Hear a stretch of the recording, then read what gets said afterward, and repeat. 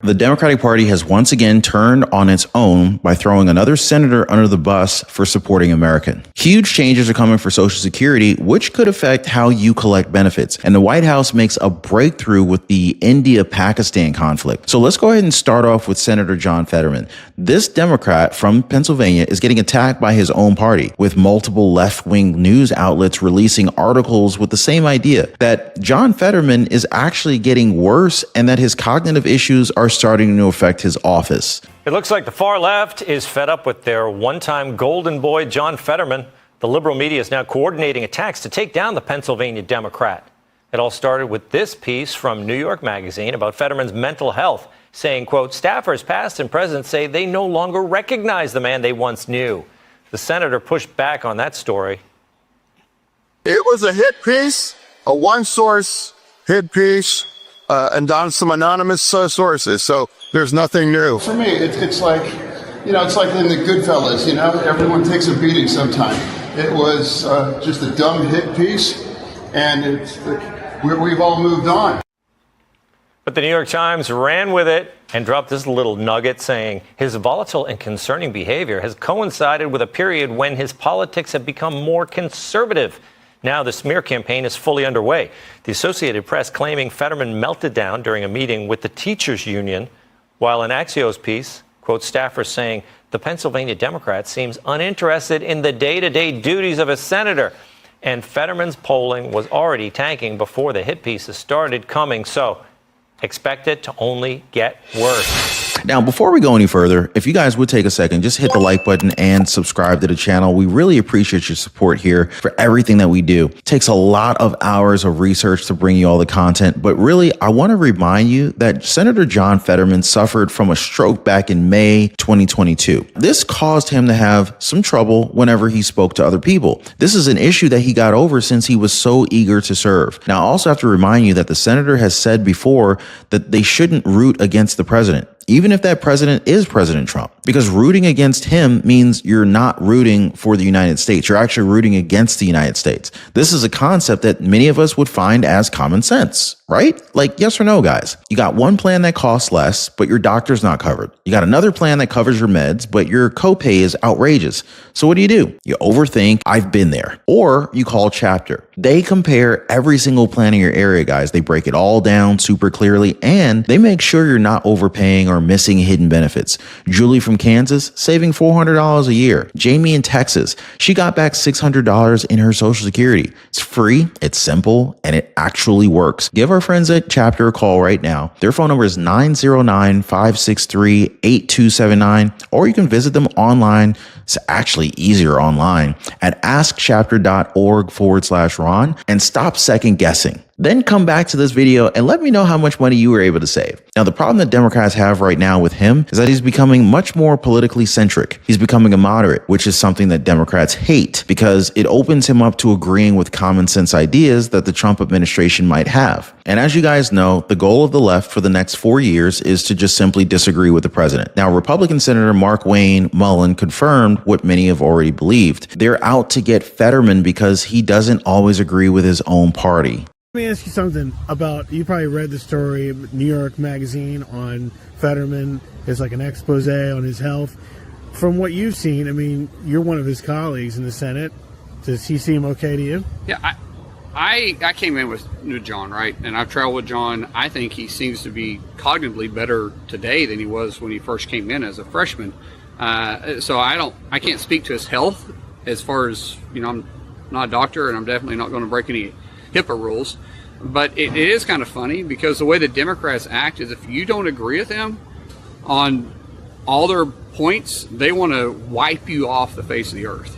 And it was just, a few short years ago that Fetterman was like this God sent in Pennsylvania, and he came here and they realized that Fetterman's his own man. He's going to speak his mind.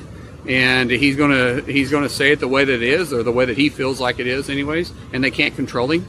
And the Democrats are all about controlling their party. And so if you're speaking away from them, it's doomsday for you. And I think that it sure seems like that this is more of a planted story. But like I said, I'm not a doctor, and I definitely don't know his medical history.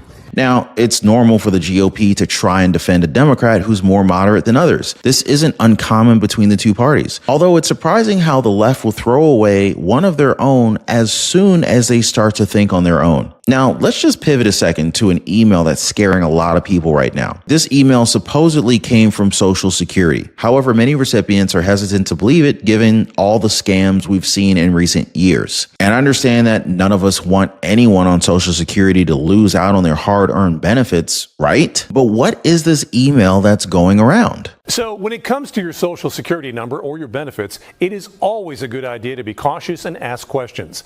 And this particular email is generating a lot of questions. Here is the real, legitimate version of the email headlined, "There's Still Time." It comes from an email that ends with .gov, so it's real.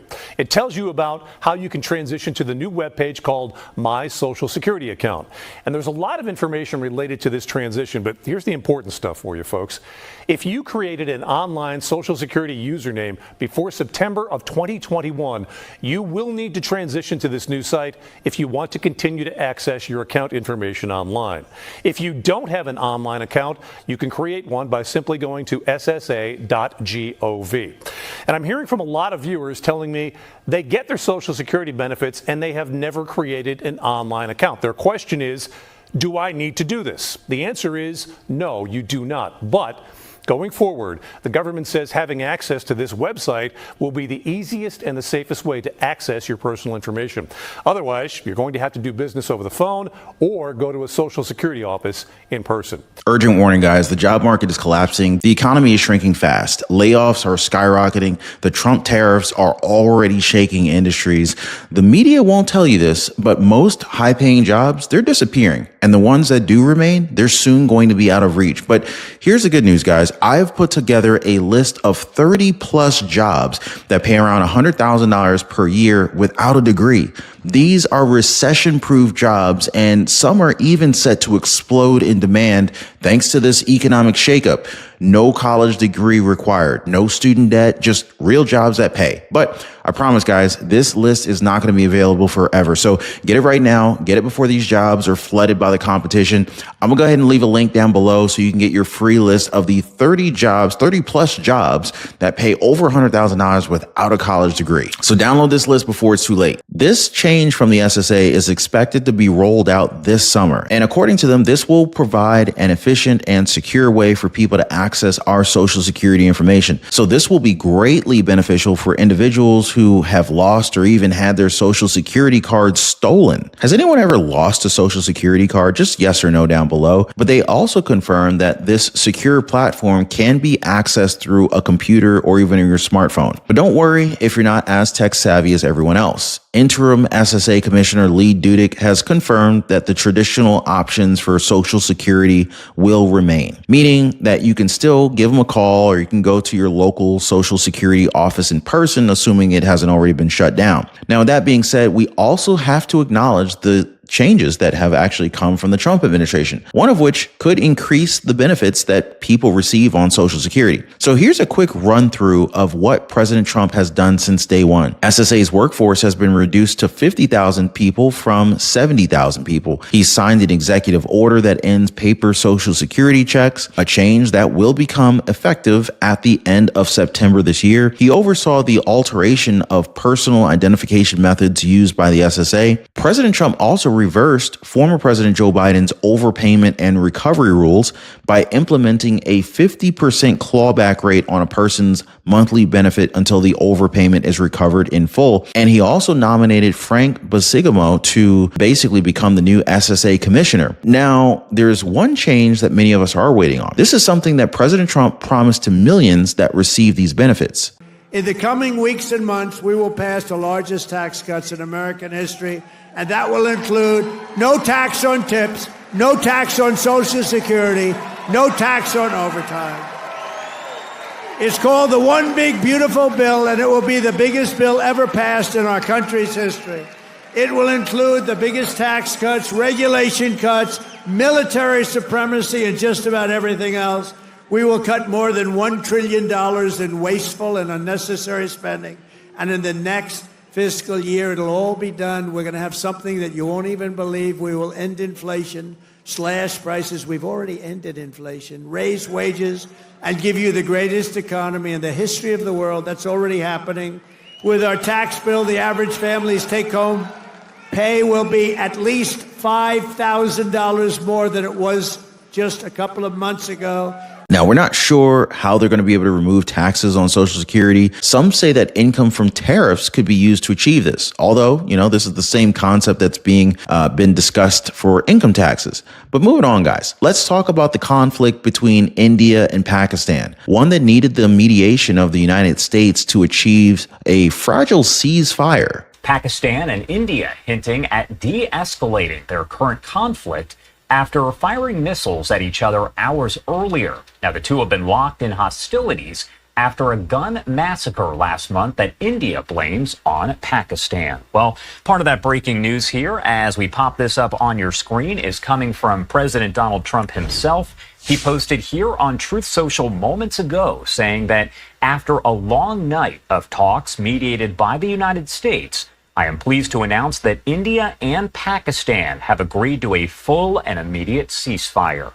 Congratulations to both countries on using common sense and great intelligence. Thank you for your attention to this matter. Now, again, that is a post coming in on Truth Social from President Donald Trump a short time ago. We also have this message that was tweeted out or posted on X by Secretary of State Marco Rubio. He says, over the past 48 hours, Vice President Vance and I have engaged with senior Indian and Pakistani officials, including the prime ministers as well as other officials there. I am pleased to announce the governments of India and Pakistan have agreed to an immediate ceasefire and to start talks on a broad set of issues at a neutral site.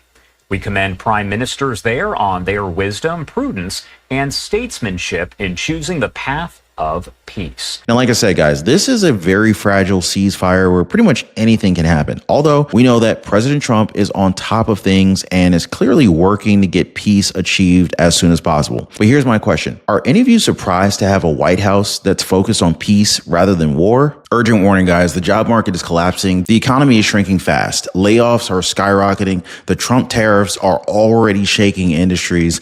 The media won't tell you this, but most high-paying jobs, they're disappearing. And the ones that do remain, they're soon going to be out of reach. But here's the good news, guys. I've put together a list of 30 plus jobs that pay around $100,000 per year without a degree. These are recession-proof jobs, and some are even set to explode in demand thanks to this economic shakeup.